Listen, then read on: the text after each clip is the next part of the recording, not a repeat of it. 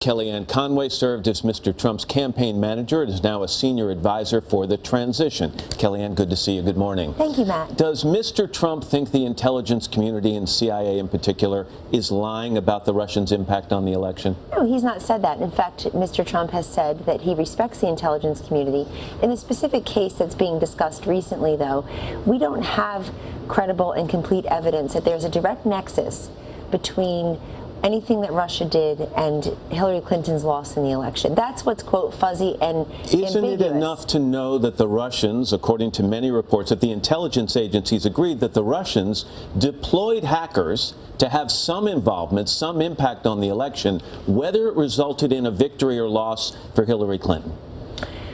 First of all, we don't believe that we don't want intelligence interfering in our politics, but we also don't want politics interfering with our intelligence, and that's what's happening here. If you look at some of these articles that are being written, they want the reader, they want the viewer, in fact, Matt, to make that direct connection between interference and the election results. And of course, these are leaked, unsourced, non-sources, if you will.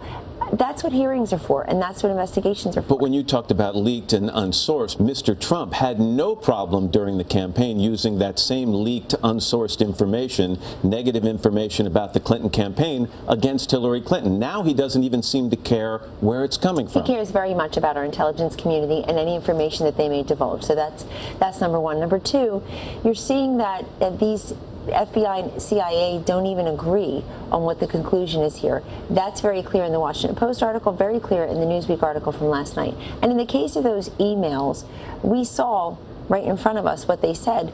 But look, I do think there's something going on here. Whether it's the recount, it's Jim Comey's fault, it's Russian interference, it's a group of people we've never met. And the two things may be mutually exclusive. Both of those things can be right. But getting back to what you just said about he cares very deeply about this intelligence, he said it could be Russia, it could be China, it could be some guy in New Jersey. That doesn't seem to give me the sense that he understands the gravity of a foreign entity interfering possibly in an election. Indeed, he does. And he also understands the gravity and the consequences, Matt, of not having a great relationship with Russia now. We just simply don't. That's why some of his Secretary of State picks are people who are already involved in Russia. The ultimate decision, of course, rests with President-elect Trump, and he will make that announcement perhaps this week. But one of the leading candidates, Rex Tillerson, the head of Exxon, is somebody who has dealt in Russia over a number of years. I think oversees 70,000 employees, $320 billion. And that's important only because we can't just have somebody go in there who has no relationship whatsoever. But it adds to the perspective, and I'm glad you bring Mr. Tillerson up, because on top of these questions about the Russians' impact on the election, and Mr. Trump's own words in the past about Vladimir Putin and thinking he's a strong leader and liking his praise, and now we have Rex Tillerson, who has close ties to Moscow, has been honored by them, was against sanctions against Russia. Is he perhaps the right guy, but at the wrong time, Kellyanne? It's the right job description. I mean, we want somebody who's already accustomed to negotiating. We want somebody who, because he is an oil man, has been in Yemen and China and Russia and in the developing world, in the Middle East, certainly, Matt.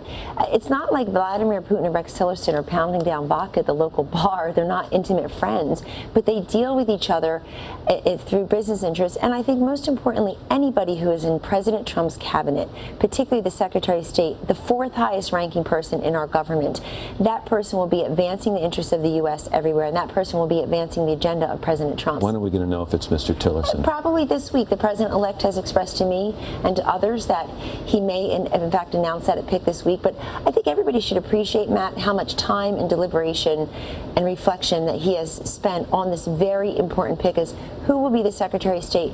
The world's a dangerous place. We don't have great relationships everywhere. Picking somebody who will advance U.S. interests and advance the Trump doctrine, incredibly important, not to be rushed. Kellyanne Conway. Kellyanne, thanks very much. Thanks for having me, Matt. Appreciate it. Hello, Today fans. Thanks for checking out our YouTube channel. Subscribe by clicking that button down there and click on any of the videos over here to watch the latest interviews, show highlights, and digital exclusives.